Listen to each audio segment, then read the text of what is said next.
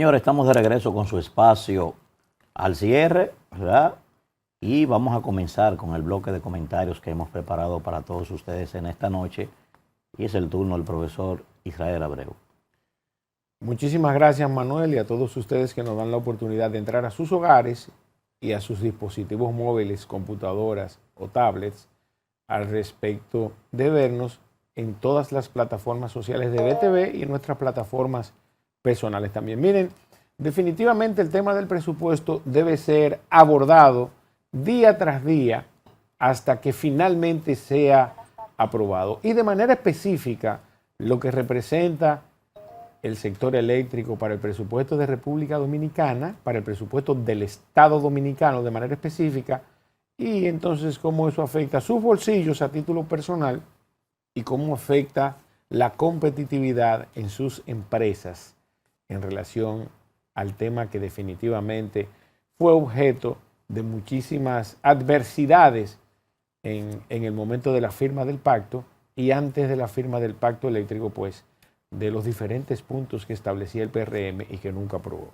En ese orden, entonces, a modo de aforismo, he escrito algunas notas, las cuales les voy a leer de manera íntegra. Y la primera establece lo siguiente. El manejo deficiente del sector eléctrico se refleja en el presupuesto del 2024. Es una prueba de las diferencias entre las promesas y la realidad del gobierno actual.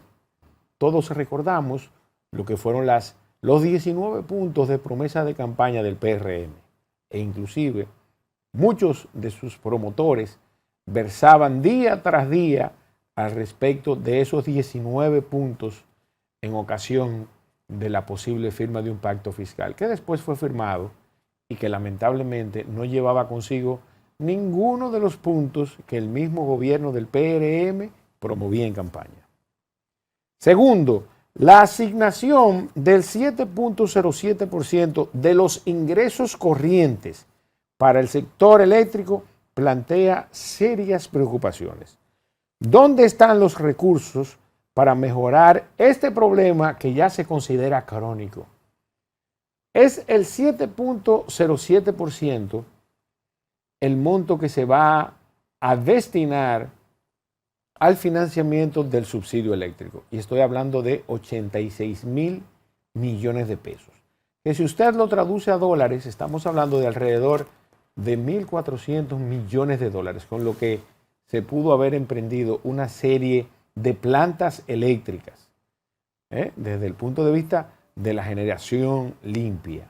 Y que lamentablemente, producto de la ineficiencia del actual gobierno, pues lamentablemente vamos a tener que asumir los contribuyentes a través de los impuestos que pagamos.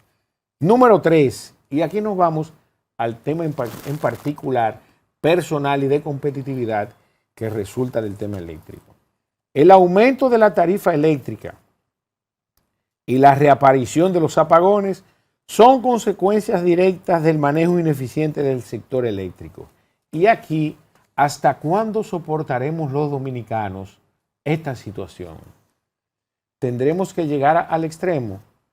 En el día de ayer les hice un comentario al respecto de lo que viví en Plaza Lama. 6 apagones en menos de 1 hora y media que me mantuve en los pasillos de dicha plaza. Número 4. ¿Qué pasó con el compromiso de cambio en el sector eléctrico? Profesor Manuel, al parecer el cambio no llegó al sector eléctrico. El presupuesto del 2024 demuestra que las palabras y los hechos no coinciden en relación a las promesas de campaña y a las acciones del actual gobierno. Número 5. La ineficiencia en el sector eléctrico afecta no solo a los ciudadanos, sino también a la economía del país. De manera directa, la economía del país se ve afectada, pues resulta que esa ineficiencia en el sector eléctrico desde el punto de vista de la generación, la distribución y la calidad de la misma, pues afecta a la competitividad, sin desmedro de que estamos pagando una de las energías eléctricas más caras de toda la región. Y en ese orden, entonces, ¿cuándo se tomarán las medidas reales para solucionar este problema? Miren, yo estoy seguro que sin importar la cantidad de dinero que sea necesario, tomar prestado para resolver el problema eléctrico, tal y como se hizo con Punta Catalina, ¿verdad? Que este gobierno ha reivindicado no solamente a Punta Catalina, sino también a Danilo Medina, quien se puso los pantalones frente al sector eléctrico, de manera específica a los generadores, y hizo Punta Catalina, a pesar de las diferencias que hubieron en ese momento con los diferentes sectores interesados. 6. La falta de planificación en el sector eléctrico es un lastre que impide el progreso. Y en ese orden, ¿cuál es el plan para cambiar esta situación? No hay ningún plan. Tenemos 3 administradores en las distribuidoras que cada uno de manera indistinta tiene su agenda, a pesar de haberse creado un consejo unificado. Ahí cada quien está jalando por sus intereses en desmedro del interés nacional. Y cuando me refiero a nacional, me refiero a cada uno de los ciudadanos que conforman esta nación. Por otro lado, número 7, los apagones en todo el país son un recordatorio constante de la urgente necesidad de abordar los problemas del sector eléctrico. Apagones, energía eléctrica costosa y de mala calidad. ¿Qué acciones concretas tomaremos al respecto de la solución de este problema? Número 8.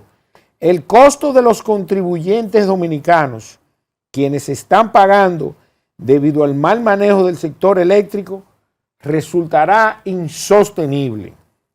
¿Hasta cuándo continuará esta situación?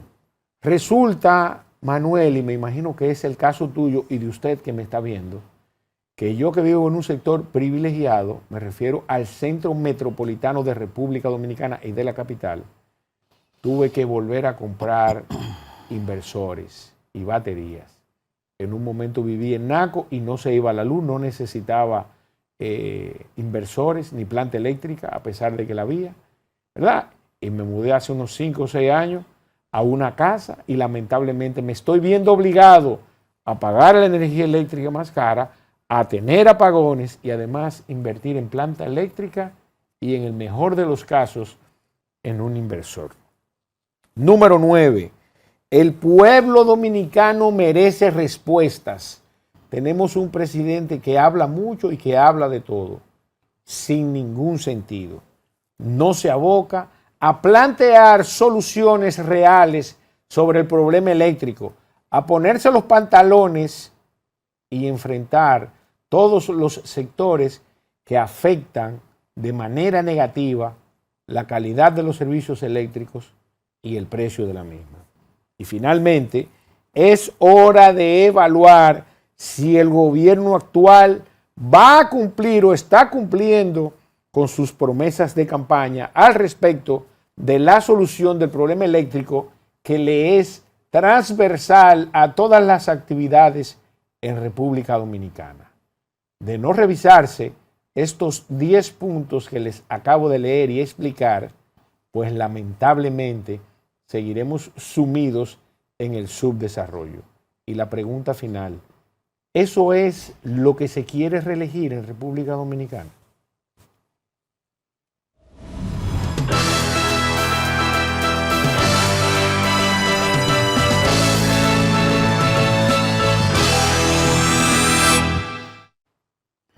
Señores, estamos de regreso con más de su espacio al cierre y sin duda alguna vamos a seguir con los comentarios. Miren, quiero referirme al tema que ha ocupado la opinión pública a nivel global y hablo de esta situación catastrófica que se dio el pasado sábado, donde el grupo Hamás pues bombardeó de manera inmisericordia al pueblo de Israel, que hay que decirlo, no estaba provocando absolutamente nada en ese momento.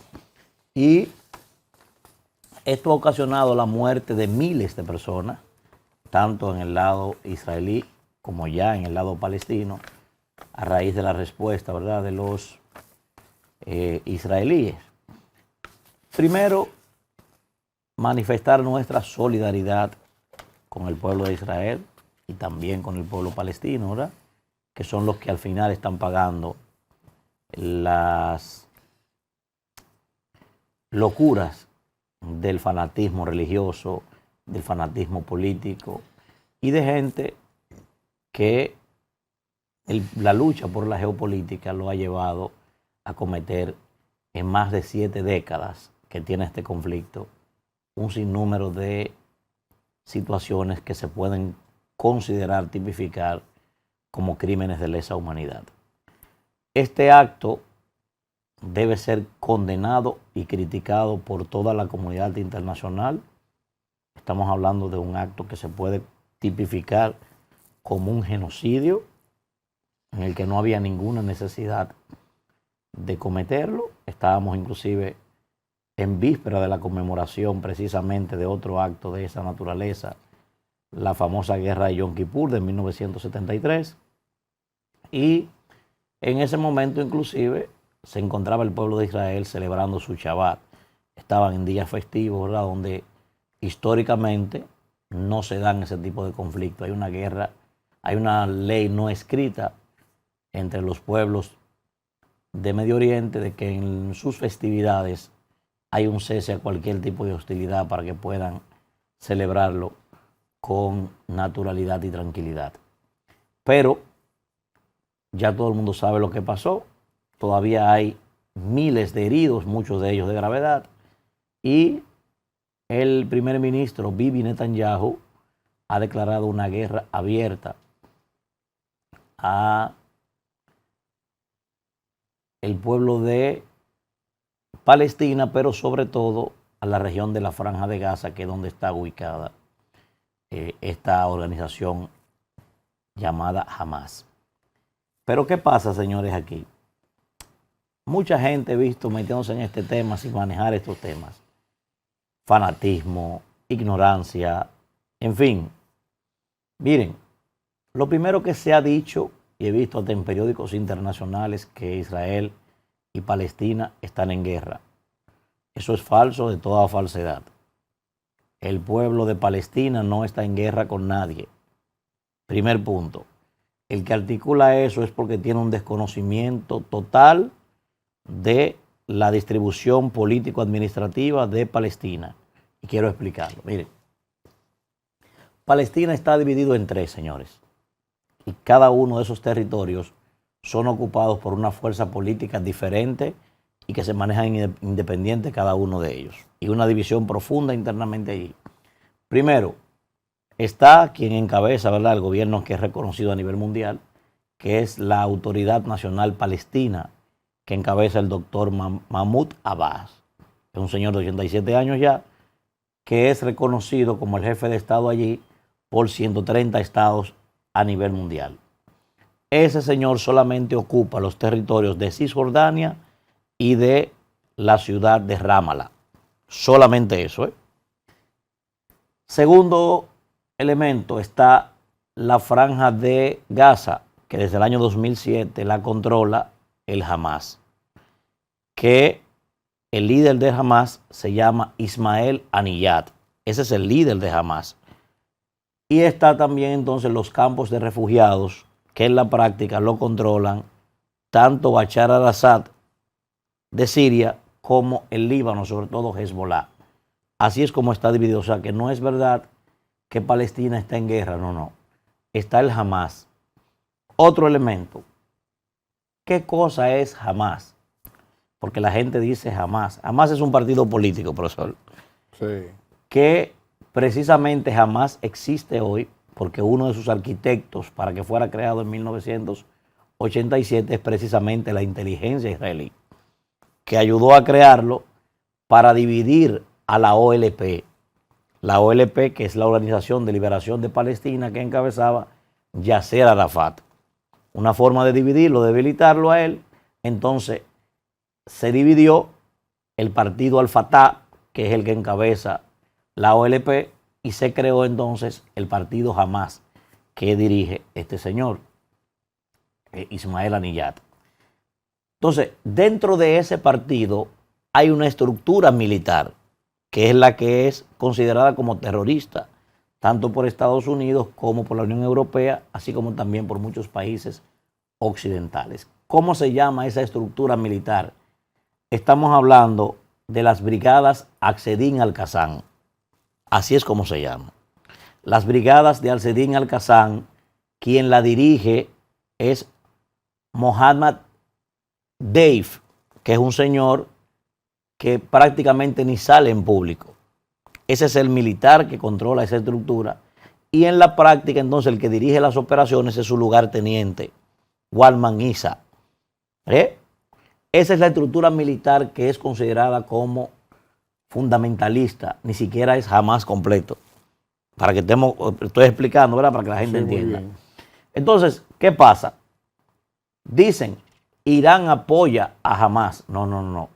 Irán ha terminado apoyando a Hamas. Irán, a quien apoya en territorio palestino es a la Yihad Islámica, que es una estructura fundamentalista que también es chiita y también es considerada como terrorista, que es aliada de Hamas, pero que es quien tiene relación con Irán. Esta estructura, ¿verdad?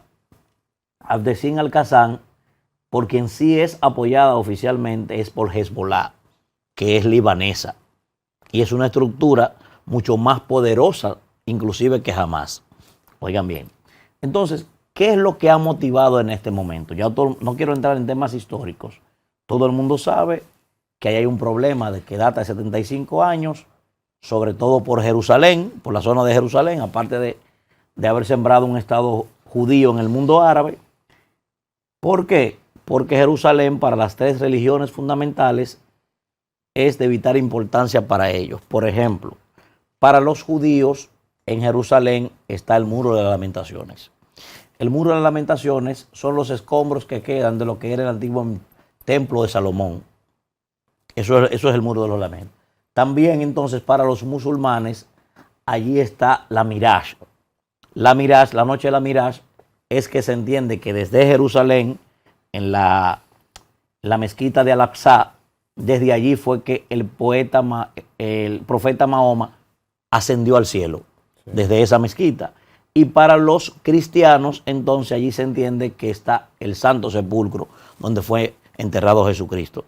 Por eso para ellos, para las tres religiones, esto es Tierra Santa. Entonces, esa es parte del conflicto, ¿verdad? En términos religiosos. Ahora, aquí hay tres componentes que motivaron a Hamas a agredir en este momento. El primer elemento es geopolítico. ¿Qué busca Hamas con esto? Primero, hace mucho tiempo que Arabia Saudita está desarrollando unas negociaciones empujadas por Estados Unidos para establecer relaciones diplomáticas con Israel, que nunca la han tenido. Primero, Arabia Saudita es el líder en el mundo de la religión musulmana sunita. Segundo, todo el tiempo quien ha encabezado la lucha por la cuestión palestina ha sido Arabia Saudita. Eso ha pasado a un segundo plano porque ahora su preocupación es Irán, que desarrolló armas nucleares, que es su enemigo número uno porque Irán es el máximo representante en el mundo de la religión musulmana, pero chiita, que es la más radical. Oiga bien, entonces, también al mismo tiempo está buscando alejarlo, porque recientemente Irán y Arabia Saudita, con el apoyo de China, restablecieron sus relaciones diplomáticas. Entonces, ¿qué ha pasado? Están buscando con esto retrasar o impedir que ese acuerdo se dé, que se va a dar porque hoy Israel y Arabia Saudita tienen más cosas en comunes que los separa, como pasaba en el pasado. De hecho, Estados Unidos se ha comprometido a apoyar a Arabia Saudita en el desarrollo de una planta de energía nuclear. Y la tecnología que está desarrollando, militar y tecnológica, que desarrolla Israel, se ha convertido en un instrumento de la geopolítica para que el mundo árabe pueda asumirlo. Por eso estableció relaciones diplomáticas del 2020 para acá con Emiratos Árabes Unidos, con Bahrein, con Marruecos y también con Sudán, precisamente aportando el famoso Pegasus, la tecnología militar de última generación, como lo es el escudo de hierro, etcétera. Entonces, ese es el primer punto que busca Hamás con este ataque. El segundo elemento es político propagandístico, porque si bien es cierto que se consideran terroristas, también eso es una estructura política. Increíblemente, el 53% de los palestinos entienden que la solución de ese conflicto es por las armas. Y quien representa las armas es Hamás, porque hay que decir otra cosa, el pueblo palestino es un pueblo pacifista, no es de problema. El pueblo palestino no es un pueblo belicoso, no. Inclusive el partido Al-Fatah es un partido que promueve la no violencia, que su ideología principal es nacionalista, no musulmana, aunque ellos son musulmanes, pero no son fundamentalistas, lo que ellos son es nacionalistas, promueven el Estado de Israel. Entonces, quien sí es belicoso es Hamás, con Ismael Haniyeh a la cabeza, que eso hay que decirlo. Y también, aunque uno critica lo que ha pasado ahora y lo condena, hay que decir, señores, que Bibi Netanyahu, el primer ministro de Israel, es el principal genocida que tiene el mundo en este momento. O sea, este señor mata gente diario en la Franja de Gaza también, civiles también. O sea, en 2014 y 2006 y en 2021 fue cuestionado y condenado por la comunidad internacional. Solo en 2014 murieron más de 2.000 personas allí, de la mano de este hombre. Entonces, y además, también hay que decirlo que desde 1967 para acá, quien ha estado ocupando un territorio que no le corresponde es Israel, en territorio palestino. Y que a pesar de que la Biblia diga lo que diga, es un tema bíblico. Quien no tenía Estado y fue sembrado en el mundo árabe en 1948 fue Israel. Todo eso hay que decirlo, ¿verdad? Aunque uno es proponente de que hoy esos dos estados puedan mantener la paz y puedan dilucidar sus diferencias en el campo de la diplomacia. Eso es lo que uno quiere. Pero hay que contar las dos versiones, porque yo he visto mucha gente que por la tragedia tan grande solamente se ha quedado en cuestionar al pueblo palestino. No, al pueblo palestino no, a Hamás. El pueblo palestino es un pueblo trabajador y es un pueblo decente y quiere vivir en paz y quiere... Ahora, Israel firmó los acuerdos de Oslo con Palestina y todavía hoy se niega al reconocimiento de Estado de esa población, cuando esa población y ese Estado estaban ahí primero que ellos en ese territorio. Entonces, ¿qué hay que decir? Bueno, vuelvo a reiterar mi solidaridad con estos pueblos, con los dos, porque al final es el pueblo, la sociedad, la población civil quien está pagando las consecuencias de esto. Yo pienso que sí, que Israel va a acabar con la facción del Hamás. Ahora, hay una pregunta aquí, que Bibi Netanyahu tendrá que explicarla por mucho tiempo. Mucha gente ha dicho inclusive que este acontecimiento se ha convertido en el 11 de septiembre de Medio Oriente. ¿Por qué? Nadie entiende hoy, Israel, cómo la frontera más vigilada del mundo, con la mayor tecnología en el mundo y la segunda potencia en desarrollo de tecnología militar, pudo ser burlada, pudo ser ridiculizada y que allí llegaran una operación aire, mar y tierra y también ciberataques y que nadie se dio cuenta en Israel. Muy buena pregunta. O sea, esa es una pregunta que hoy tiene al mundo entero cuestionándose cómo pasó eso. Imposible prácticamente de explicar. Mucha gente ha articulado la tesis de que eso habría sido probablemente orquestado por gente del mismo Netanyahu para unificar al pueblo que estaba en una condición muy difícil internamente como líder político. Ya ha logrado unificar al pueblo, ha hecho un llamado a que la oposición política forme un gobierno de coalición. Y hay una experiencia latente ahí mismo en Medio Oriente. El caso Erdogan, que fabricó un autogolpe de Estado para salir de la oposición. O sea, me parece que por mucho tiempo Bibi Netanyahu tendrá que cargar con esa pregunta que parece ser que todavía no tiene explicación.